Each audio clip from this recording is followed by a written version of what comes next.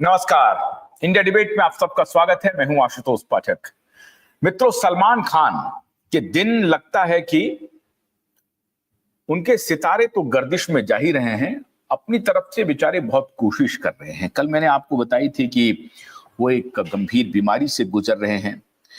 अभी एक खबर आ रही है कि बीमारी से उबरने के साथ साथ वो कोशिश ये कर रहे हैं अपनी ब्रांडिंग की।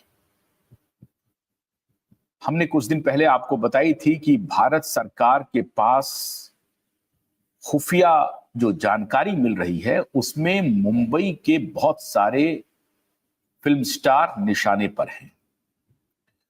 हो सकता है कि बहुत सारे फिल्म स्टार को इस बात का इल्म भी नहीं हो कि उनकी दोस्ती किससे कहां कैसे हो गई और उनका लाभ जो अंडरवर्ल्ड के लोग हैं और जो विदेशी जासूस हैं, जो हमारे देश के लिए एंटी नेशनल एक्टिविटीज के में काम कर रहे हैं, वो कैसे इनका इस्तेमाल कर रहे हैं। ये हो सकता है कि बहुत सारे मुंबई के फिल्म स्टार्स को मालूम भी नहीं हो और उनका यूज हो जाए। जैसे कि संजय दत्त का जो वाकया है, संजय दत्त ने कहा कि मुझे मालूम नहीं था कि वो हथियार किसके लिए आ रहा है, कैसे यूज हो रहा है, लेकिन उनके घर में हथियार पकड़ाया और इसकी सजा उनको मिली। 1993 की बम ब्लास्ट की बात है। ठीक उसी प्रकार से अभी मुंबई के बहुत सारे फिल्म स्टार हैं जिनको इस बात का इल्म नहीं है, लेकिन वो सरकार और खुफिया एजेंसी के निशाने पर हैं। आपने अभी सुना होगा कुछ दिन पहले कि दिलीप कुमार के बारे में, और बहुत सोशल मीडिया पे वायरल भी हुआ और ये बात सच थी। दिलीप कुमार के ऊपर जासूसी करने का आरोप लगा था इनडायरेक्टली, या जासूसों को मदद करने का आरोप लगा था। पाकिस्तानी ट्रांजिस्टर एक पकड़ाया था दिलीप कुमार के यहाँ। बाद में दिलीप कुमार तो आपने कहा कि वो जो ट्रांजिस्टर है वो मैं इसलिए रखता हूं पाकिस्तानी ट्रांजिस्टर क्योंकि हमारा जो रेडियो फ्रीक्वेंसी है, हमारा जो रेडियो सेट है, उस पर पाकिस्तानी गाने मुझे सुनने को नहीं मिलते हैं। तो पाकिस्तानी नाटक, पाकिस्तानी गाने, उनको सुनने के लिए मैं पाकिस्तानी ट्रांजिस्टर का उपयोग कर रहा हूं। हालांकि वो ट्रांजिस्टर गाने सुनने वाला ट्रांजिस्टर नहीं था। खैर, लोगों ने ट्रांजिस्टर समझ करके उनको ये बताया और एक बेनिफिट ऑफ डाउट उस वक्त के मशहूर फिल्म स्टार दिलीप कुमार और यूसुफ खान साहब को मिला भी।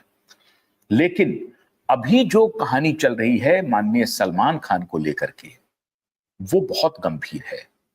और सलमान खान का जो रिश्ता अंडरवर्ल्ड, ये जो बाबा सिद्दीकी और तमाम इस तरह के जो प्रॉपर्टी के ड्रग के रैकेटर्स हैं उनके साथ, ब्लैक मनी के जो कंसोर्टियम वाले लोग हैं उनके साथ जो कहानी बन रही है, उसकी सच्चाई के बारे में इंटेलिजेंस एजेंसी पता करने में लगी हुई है। उनको कुछ जानकारी मिली भी है। अब ये भी एक कारण हो सकता है। दूसरा कारण ये हो सकता है कि ये जो अभी नया रूप में क्यों आ रहे हैं, मैं क्यों इसकी चर्चा कर रहा हूं, वो बहुत गंभीर बात है। अभी सिकंदर इनकी मूवी आई थी, सुपर डुपर फ्लॉप हुई और सारा पैसा इनका डूब गया। इनको कुछ नहीं मिला, प्रोड्यूसर डायरेक्टर सब परेशान हो गए, खत्म हो गया खेल। तो इन्होंने तय किया कि अब सिकंदर मूवी को कैसे, अब भारत में तो चली नहीं, पाकिस्तान में हो सकता है कुछ उगाही हुई होगी, लेकिन अगर ओटीटी पर इसको रिलीज कर दिया जाए तो पाकिस्तान में भी लोग देख लेंगे और फिर पाकिस्तानी तो हमारे समर्थक हैं ही, हमारा काम निकल जाएगा। ओटीटी पर भी अब इसे पब्लिश करने की बात हो रही है, ब्रॉडकास्ट करने की बात हो रही है।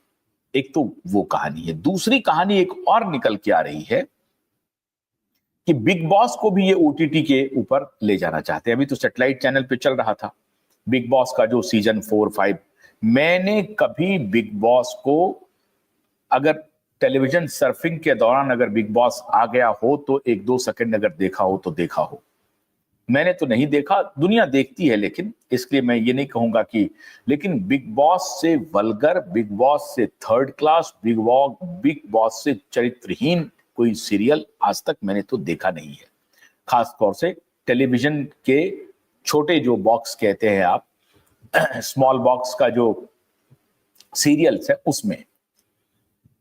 उस पर अब ये बिग बॉस को ओटीटी पर ले जाना चाहते हैं। मतलब वहां भी दाल नहीं गल रही है, हमको लगता है एडवर्टाइजर भाग रहे हैं, थोड़ा और रीच बढ़ाना चाहते हैं। सैटेलाइट की वैसे भी रीच कम हो रही है, कंजम्पशन खत्म हो रहा है, आपको मालूम ही होगा। इसीलिए सैटेलाइट टेलीविजन चैनल, जो न्यूज चैनल है, उसके सामने एक व्यवहारिक परेशानी आ गई है कि अगर वो सरकार, जो एक बहुत बड़ा एडवर्टाइजर है, उसके खिलाफ कुछ बोलेगा तो उनको पैसा नहीं मिलेगा, और मार्केट इतना बड़ा है नहीं जिससे सभी टेलीविजन चैनल को बराबर में हजारों करोड़ रुपया, सैकड़ों करोड़ रुपया की आमदनी हो जाए और फिर वो अपना चैनल स्मूथली चलाए। इसलिए चैनल वालों की ये मजबूरी है सरकार के सामने सरेंडर करने की। तो ये टेक्नोलॉजिकल चेंजेस भी आ रहे हैं। तो शायद भाई सलमान को ये आया होगा ख्याल कि अब हमने छोटे सैटेलाइट चैनल पर तो बिग बॉस दिखा दिया, ओटीटी पर कर देते हैं ताकि लोग अपना जहां मर्जी हो उसको ऑन दी गो भी जाकर के देख सकें। इसके अलावा एक बहुत बड़ी बात चल रही है, इन सबसे तो उनका व्यवसाय जो डूब रहा है उसे उबारने की बात कर रहे हैं, लेकिन अभी जो मैं आपको बात बताने वाला हूं उसके सहारे सलमान खान अपनी खोई प्रतिष्ठा को वापस पाना चाहते हैं, जो कि मिलने वाली नहीं है, क्योंकि इसमें भी इनका अभी तक का जो अनुभव है वो सुपर डुपर फ्लॉप ही रहा है। अब ये साहब आर्मी की वर्दी पहनना चाहते हैं। टपोरी वपोरी तो इनको देख ही लिया होगा। ये अब आर्मी की वर्दी पहन करके कुछ राष्ट्रवाद अपने अंदर उड़ेलना चाहते हैं और दर्शकों का ध्यान आकृष्ट करना चाहते हैं कि देखिए सलमान कितने राष्ट्रवादी हैं। जस्ट अपोजिट जो इनका अभी तक की ब्रांडिंग है, एंटी नेशनल गैंग के का हिस्सा होने का, उस ब्रांडिंग को ये वर्दी पहन करके धोना चाह रहे हैं।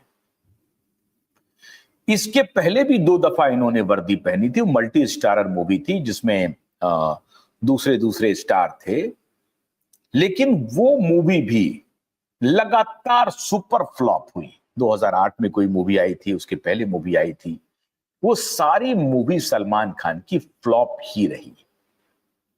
अब किसी ने इन्हें सलाह दी है कि अगर आप वर्दी पहन करके कोई भूमिका ऐसी कर लो जिसमें वो भूमिका, वो किरदार राष्ट्रभक्ति से ओतप्रोत हो, तो